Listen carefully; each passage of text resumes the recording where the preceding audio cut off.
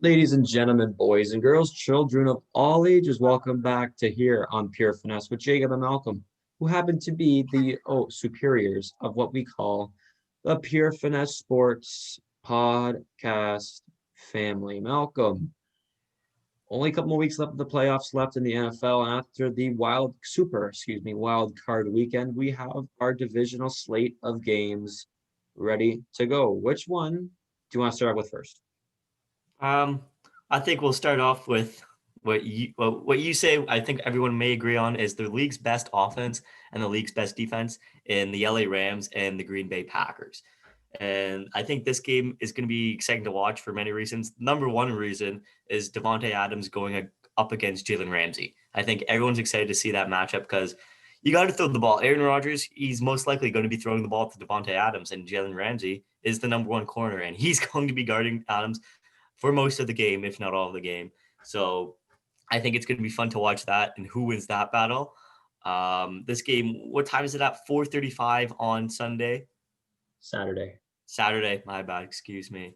Um, yeah, a little whatever. But in this past season, the past round, the Rams, they beat Seattle 30-20. I wasn't expecting that. I know you were expecting that. You predicted it, whatever. Not a big deal. You won the game picks this year. He's going to know more than I do. And then obviously Green Bay was the number one seed, so they got the bye. Who do you think? What are you most excited about to watch in this Well, game? it's going to be the league's best offense in Green Bay against the league's best defense in the Los Angeles Rams. I mean, Aaron Rodgers has been a bad man in this season, and he should be the front runner for MVP. Yeah, In my mind, I think he's the betting favorite to win MVP, and him and Devontae Adams has been an unbelievable combination the whole season. But Jalen Ramsey's been playing out of his mind too. I mean, he shut down. You saw how mad DK was on the sideline last week after not getting the ball thrown his way from Jalen Ramsey locking him down. So I don't know. Aaron Rodgers only thrown 5 picks the whole season. If we can just yeah. take that in. And when he played up, one of his losses was against the Tampa Bay Buccaneers, and he was trying to force feed the ball to Devontae Adams and ended up throwing 2 picks. I think that's kind of implausible how Aaron Rodgers is able to throw 2 picks in a game, Yeah, but it's possible. But the other guy on the LA Rams D that's should be up for Defensive Player of the Year every year, Aaron Donald. He's got some 99. question marks coming into this game. If he's got some rib issues. I don't know if we don't know if they're broken or if they're just I don't know slightly fractured or whatever. But he didn't look right after tackling Russell Wilson. No. He did have a couple sacks in that game, so I mean, he's pretty unstoppable.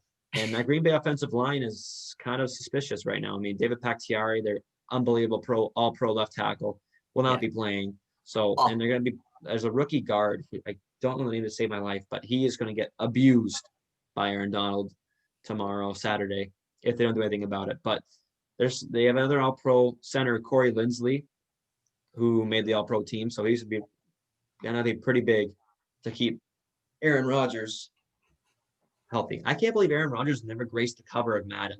I want to take that in for a second. that's surprising. Yeah, the fact that he has. I think maybe next year, if he makes a deep run and wins the Super Bowl, I'm, I sa- think. I'm saying this year.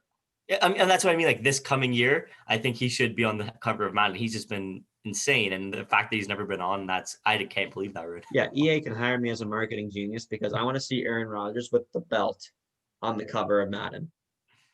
That's what I want to see. I don't know if he'd do that. I would love it. So yeah, Green Bay is favored by 7 points in this matchup, and the winner of this one gets to go to the NFC Championship game. Is it going to be the LA Rams going into Lambeau, or is it going to be Green Bay keeping on the number one seed? I think Green Bay is going to hold on to it. I know the Rams defense. I love them, but like I keep saying, I don't like this Rams offense. They're starting Jared Goff. It's not Wolford who got that awful neck injury last week. But Jared Goff is in after getting that surgery on his thumb only like a couple of weeks ago or a week ago. I don't think he's going to be able to do enough against Green Bay. Green Bay also has a good defense, and they have Jared Alexander on the end of their defense, and he's a guy who can lock up people as well. Like I think he's slept on, so watch out for him to have a good game. But I think Green Bay will win this one. Well, yeah, talk about Jair Alexander for a second. Every time our roommate Con, ever mentions Jair Alexander's name, and he's got to change into a new pair of shorts every time he hears that name. So yeah, I'll be going with the Pack. I think it's just gonna be tough for LA to go into Lambeau and Yeah. when it's frigid temperatures, when they're used to the beautiful confines Hmm. in a dome stadium in Inglewood at SoFi. So and Jared Goff, he's a Cali boy. He doesn't like the snow very much. So I'll be going with the Cheeseheads. The next game on Saturday is 8:15. It's going to be the Baltimore Ravens going to Orchard Park to play the Buffalo Bills, who are favored by 2.5 points. Both teams played last week. Baltimore defeating Tennessee 20-13, and Buffalo surprisingly only winning by 3 points against the Indianapolis Colts. Malcolm, Lamar Jackson finally has his first playoff victory. I think, and it was about time. But when you think about it, the fact that people were only saying, there's no other quarterback in his draft class where people are saying, oh, this quarterback just hasn't have a playoff win yet. Like, why doesn't he have a playoff win? Lamar Jackson, he got his playoff win. He proved all his haters wrong. You can't really say anything bad about him right now. The win Not in bad my for running back. Yeah, the win in my opinion against Tennessee wasn't completely convincing to me that they can make a deeper run into this playoffs. I think it's going to be tough against Buffalo. And the fact, I don't think that Buffalo win was much like of a shocker. I thought, like, you and I both know the Colts D, they're pretty good and they played pretty good and keeping it a 3-point score at the end of the games. Just losing on a Hail Mary play, right? Yeah, exactly. So, but Baltimore has got some history with our, just talking about last week's game. Baltimore had some history with Tennessee, after it was a couple of weeks ago or in the regular season, how Tennessee players are warming up on the logo, and a couple of the Ravens guys are like, oh, I don't know about that one. I'm sure you know, Mr. Juju Smith-Schuster fan, about logos. But yeah, yes. nice. After the clinching interception with Marcus Peters, you saw the whole defensive unit of Baltimore step on that logo. Stomped on it. Oh, disrespectful. That is some savagery, absolutely. And then Buffalo, really rooting for Buffalo. Just a lot of pain and agony for this franchise, and almost barely getting by the Indianapolis Colts, because I think then Indy had the lead for most of the first half. Yeah, they were playing pretty good. They had a good lead. So, if they had a younger quarterback who could throw the ball deeper than Rivers, I don't know. And that Hail Mary play might have been a bit different if they had right. So, but there's going to be some inclement weather coming to Orchard Park's way on Saturday night. The polar vortex is making its way back. Yeah, if you can believe we're in January with this type of weather we have. Yeah, that's ridiculous. Exactly. So it's going to get back to normal come Saturday night. Snow in the forecast. It's going to be cold. So I think that suits Lamar Jackson's game because, he doesn't like to throw the ball anyway. So I think it just plays into the Ravens' favor. So I think that's why the spread is so close at 2.5 points, is because both teams are really, really good and both play a very different style, right? You see Josh Allen, the gunslinger with Stephon Diggs. Exactly. But Lamar Jackson, you're lucky if you get 10 passes out of them complete. So, I mean, it's a really, really good contrast of play style. So who do you think has the edge in this one? I think who has the edge? I think it's Buffalo on this one. I think they just have a gunslinger of an arm for quarterback, and he can run the ball too. It's not Lamar Jackson, don't get me wrong, but he can run the ball too, and I think that's what's going to be the difference. You saw him against Indianapolis running the ball a few times. In the whole season, they kind of strayed away from him running the ball, getting to pass more, and now in the playoffs, he's going to make those plays, those big plays. And so I think Buffalo is going to win this one with a big help to Josh Allen and his feet. Yeah, I think so too. I think Buffalo's going to win this one. Stephon Diggs had his first game in front of Bills Mafia for the first time ever, and he was loving it. You saw him throwing to fans before the game started. So I bet everyone's feeding off of that energy. So I just can't wait for this one to go, because I think it's probably going to be the best game of the week. Yeah, honestly, I think so. The first game on the Sunday slate at 3:05 is my Cleveland Browns. Oh, yeah. First playoff win since 1994.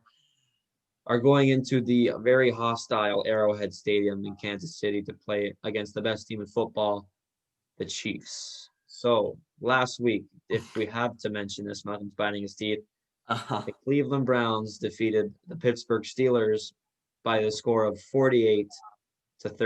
Malcolm, I heard it was a tough night for you.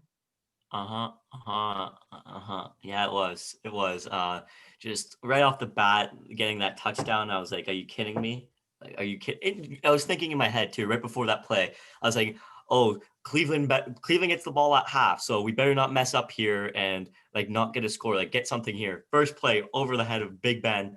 Big Ben, get me wrong, he's 6'5", and the snap still went over his head, and he didn't jump on that It's ball. not like it was a rookie center either. Exactly, Marquise Pouncey's who's been there for 10 years. years. 10 years he's been under center with Big Ben. So that made me mad. But Cleveland, they got good. They got that touchdown. They got good field position for those first two scores, and then just kept racking up the score after that. There's nothing you can do. I just want one more question to ask too. What is your opinion on Chase Claypool's comments? I haven't heard much of you on this side of it either, because What do you mean? about Chase Claypool saying the Browns are classless? I think so. He was just upset about. Okay, I don't think it was classless. He's just upset because they're making fun of Juju saying the Corvette shit.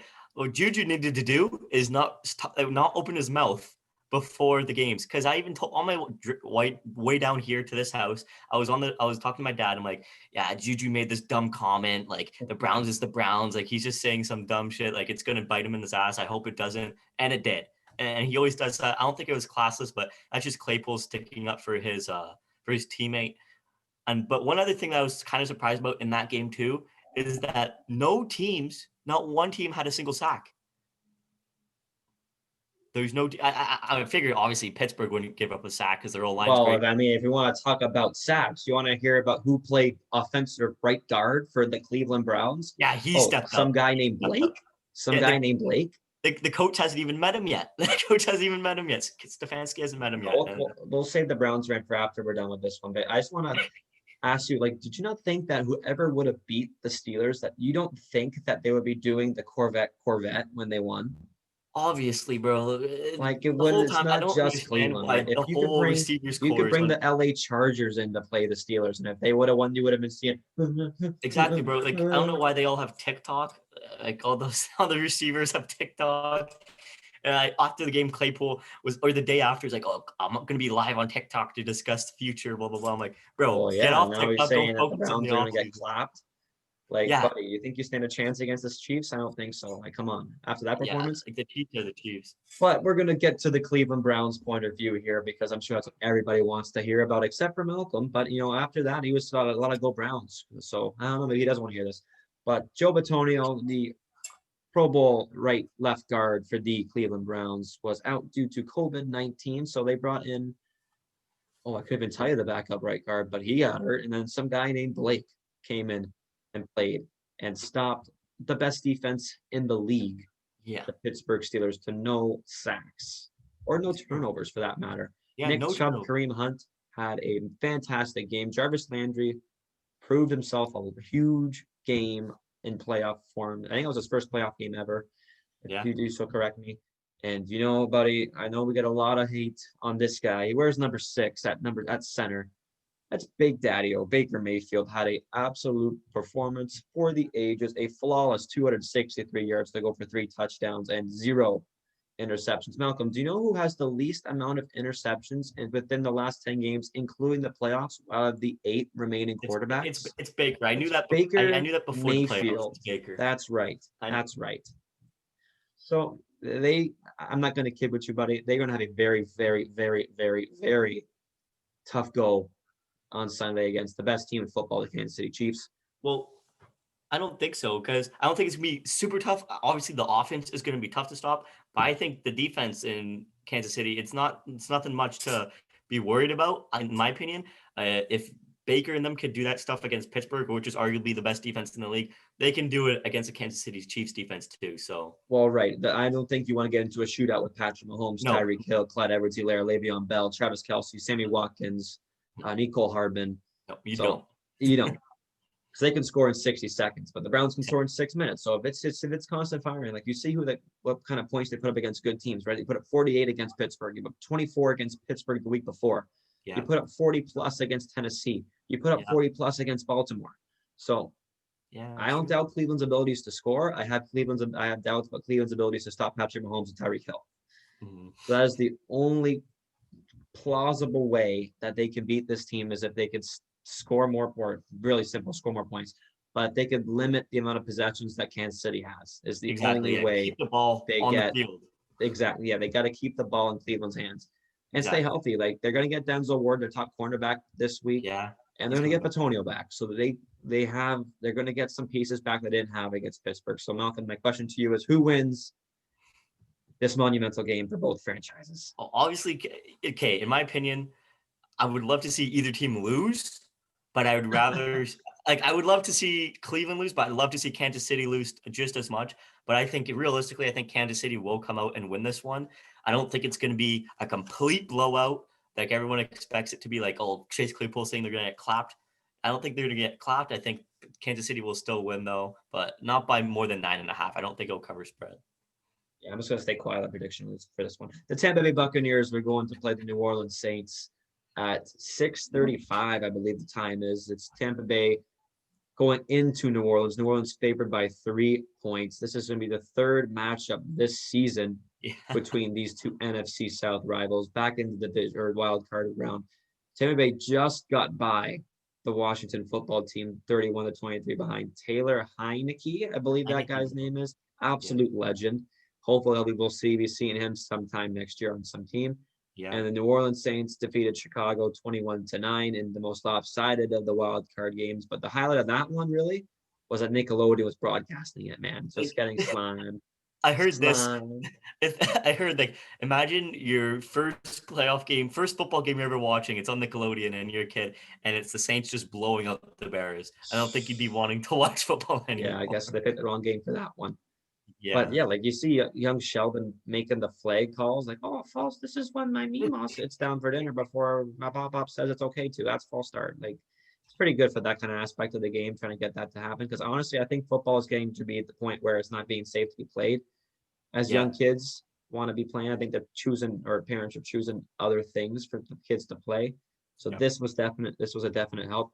But the third matchup this year, and the Saints won both of them, and a couple of them, well, at least the one of them was an absolute shit pumping. The first one was Yeah. 34-23 in week 1 and week 9 on Sunday Night Football. An absolute travesty, 38-3 victory over Tampa Bay, Tom Brady and company. This is going to be the first matchup between two quarterbacks over the age of 40, and respectively, both of them are both 1 and 2 in passing yards and touchdowns. Yeah. So this is going to be the battle of arguably the best two quarterbacks you're ever going to see play against each other. Exactly. It's going to be an absolute awesome game. If you're not watching this game, I don't think you're a real football fan, because you have two players who are, I know everyone says Tom Brady's the GOAT, but Drew Brees is up there in that conversation too. And he's still playing. I think it's going to be his last year. I don't think Tom's done, but Drew Brees wants to come out here and just sling the ball around to prove that he can beat Tom Brady, because Tom Brady's just owned this league. Yeah, absolutely. I saw watching First Take this morning that Stephen A, absolute class act Stephen A, envy that man, has said that Drew Brees has the most to lose Yeah. for this week. And I totally agree with Stephen A because if he's losing, it's pretty well documented that Drew Brees ain't coming back next season. And he's going to get that nice little shiny new contract by NBC Sports and get the Apple Core, Chris Collinsworth out of the booth with Al Michaels.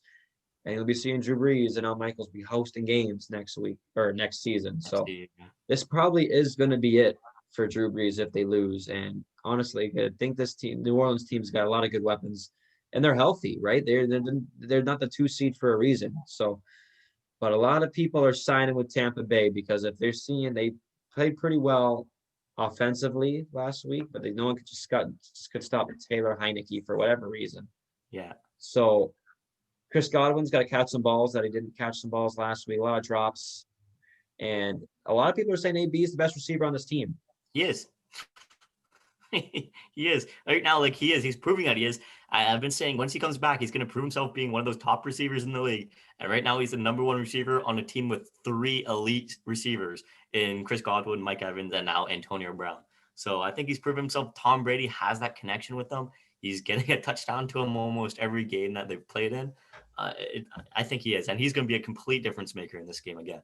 So do you side with the elite receiving core in Tampa Bay, or do you stick with the old man Drew Brees in New Orleans? I'm going to go with Tom Brady and the Brady Bunch. I think that they're going to win this one. New Orleans has Alvin Kamara, Michael Thomas. They have all those guys back. Because surprisingly, how many snaps they play together all year? Like 10 or something. You probably count on your fingers. Exactly. I know they still have that chemistry. That doesn't matter. I just don't think that they'll be able to put up against. It's two. Don't get me wrong, too. This is 2 good offenses against 2 good defenses, too. None of them are slouches. I don't think it's like leans heavily towards more on one side, on either side of the ball. So I think it's going to be down to the wire, really close game, but I think Tom Brady and Tampa Bay will pull this one out. Yeah, Drew Brees has the best record against Tom Brady all time at 5-2. Yeah. But I don't think that Tom Brady loses to the same team 3 times in a season. So I'll be going with the Tampa Bay Buccaneers to go to the NFC Championship game. Drew Brees been a good career, buddy. I know you're going to get first ballot Hall of Famer for sure. For sure. We'll be 100. seeing you next season in the NBC booth. Left coconuts. No, So that no. is it for the divisional round. Malcolm, it's only 3 more weeks until we see some Super Bowl 55 in Tampa Bay. So it's really coming down to the wire here. I don't know how we do it on Sundays anymore. But you know what? We got your hockey's back. Leafs Sens Yeah. tonight. Leafs Sens Saturday night. 116 nights of hockey. Exactly. So until I'm sure we'll get back to you before the AFC NFC Championship game. So until then, it's Jacob And Cole.